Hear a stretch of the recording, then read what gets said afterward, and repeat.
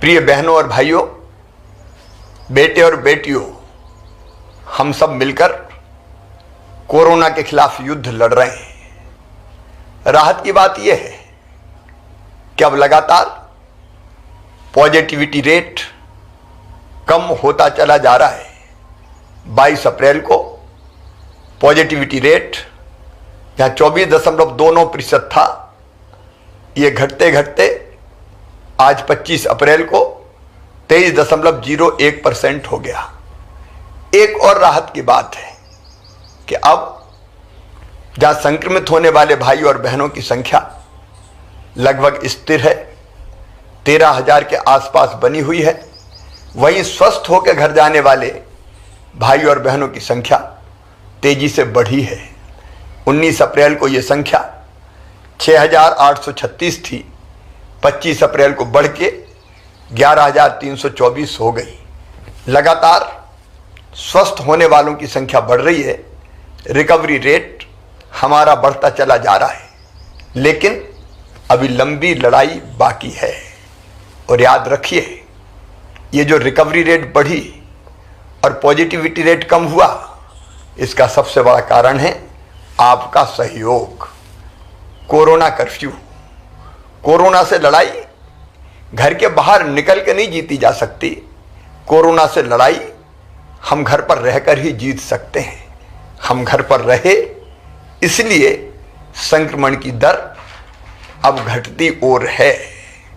आप सबसे मैं निवेदन करना चाहता हूं, यह सहयोग लगातार आवश्यक है। धैर्य और संयम से हमको इस लड़ाई को लड़ते रहना है। मेरी प्रार्थना है कि हमारे गांव में अगर किसी मोहल्ले में कुछ घरों में संक्रमण है तो एक माइक्रो कंटेनमेंट एरिया बना दीजिए। उस इलाके को अलग करके वहां रहने वाले भाई बहनों की आवश्यकता हम घरों में पूरी कर देंगे, लेकिन वो वहां से बाहर ना निकले, ताकि संक्रमण को फैलने से हम रोक सकें। अगर हमारे शहर में, किसी कॉलोनी में, किसी मोहल्ले में संक्रमित भाइयों और बहनों की संख्या ज़्यादा है, तो वहाँ माइक्रो कंटेनमेंट एरिया बना के, मतलब उतने इलाके को कंटेन करके हम संक्रमण को बाहर फैलने से रोक दें।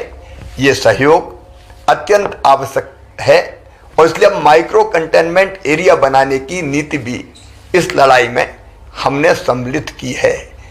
मेरे प्रिय बहनों और भाइयों, जब हमारा कोई परिजन संक्रमित होता है तो मन में तकलीफ और व्यथा होना बहुत स्वाभाविक है, लेकिन कई बार ये देखा गया है कि बड़ी संख्या में पॉजिटिव पेशेंट के साथ परिजन अस्पताल आते हैं। मैं आपसे निवेदन करना चाहता हूं, इसके कारण एक और आप स्वयं संक्रमित हो जाते हैं तो आप खुद का भी नुकसान करते हैं, और आप संक्रमित हो गए तो फिर आपके परिजन की देखभाल कौन करेगा। और इसलिए मैं निवेदन करना चाहता हूं कि किसी का आना परिजन के साथ आवश्यक है तो कोरोना गाइडलाइन का पालन करते हुए आए। ज्यादा संख्या में लोग बिल्कुल ना आए, और अस्पताल में तो संक्रमित को भर्ती करवाने के बाद वार्ड में कतई ना जाएं, बिल्कुल ना जाएं। आप अगर कोरोना पॉजिटिव पेशेंट्स के वार्ड में अंदर जाएंगे तो आप स्वयं संक्रमित हो जाएंगे। इससे संकट और बढ़ेगा और गहराएगा। इस समय हमको संक्रमण बढ़ाने में योगदान नहीं करना, संक्रमण रोकने में योगदान करना है। हर संभव प्रयास हम कर रहे हैं व्यवस्थाएं बनाने का। कई बार जब बड़ी संख्या में संक्रमित भाई बहन आते हैं तो व्यवस्थाएं छोटी पड़ने लगती है, तकलीफें स्वाभाविक है, मेरा मन भी बहुत व्यथित होता है, लेकिन इसके बावजूद हम पूरी ताकत से व्यवस्था बनाने में लगे हुए हैं। ऑक्सीजन की आपूर्ति लगातार बनी रहे और बढ़ती रहे, इसका हर संभव प्रयास जारी है। माननीय प्रधानमंत्री जी का, भारत सरकार का इसमें पूरा सहयोग मिल रहा है। अब तो वायुसेना के विमानों से खाली टैंकरों को गंतव्य तक भेजा जा रहा है, जामनगर हो या दूसरे स्थान हो, ताकि वहां पहुंच जाए, जल्दी समय बचे और वहां से भर के फिर बाय रोड आ जाए। रेमडेसिविर इंजेक्शन उपलब्ध कराने के हर संभव प्रयास जारी है। ऑक्सीजन रेल से भी आए, इसकी व्यवस्था भी हमने की है। हम कोशिशों में कोई कमी नहीं छोड़ेंगे, लेकिन इसके बाद भी अगर असुविधा होती है तो मैं क्षमा चाहता हूं। कोई कसर व्यवस्था बनाने में नहीं छोड़ेंगे। हम सब मिलकर लड़ेंगे और इस लड़ाई को जीतेंगे।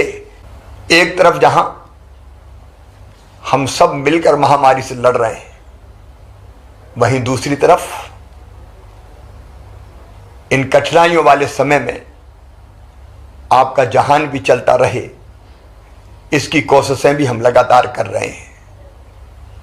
मध्य प्रदेश सरकार ने 3 महीने का राशन निःशुल्क देने का फैसला किया है।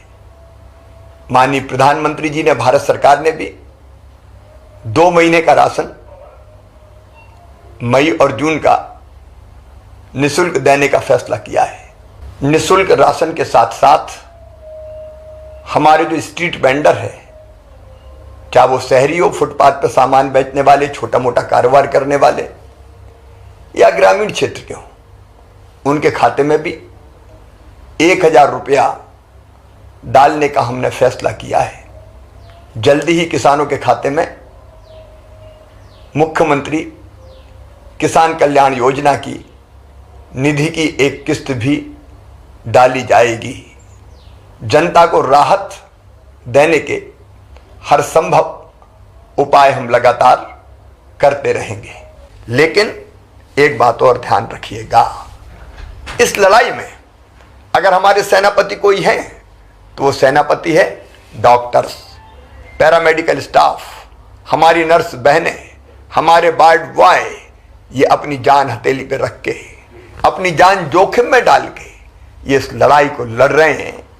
इनका सम्मान कीजिए, इनका मनोबल बढ़ाइए, इनकी हिम्मत बढ़ाइए, इनका हौसला बढ़ाइए, ताकि दुगने उत्साह से ये आपकी सेवा में लगे, संक्रमितों को स्वस्थ कर सकें। इनके साथ अशोभनीय व्यवहार कतई नहीं होना चाहिए। आइए मेरे बहनों और भाइयों, मिलके हम इस लड़ाई को लड़ें। मेरा विश्वास है कि जो रणनीति हमने बनाई है उस पर अगर हम ठीक ढंग से चलते रहे तो निश्चित तौर पर कोरोना हारेगा, हम जीतेंगे। बहुत बहुत धन्यवाद।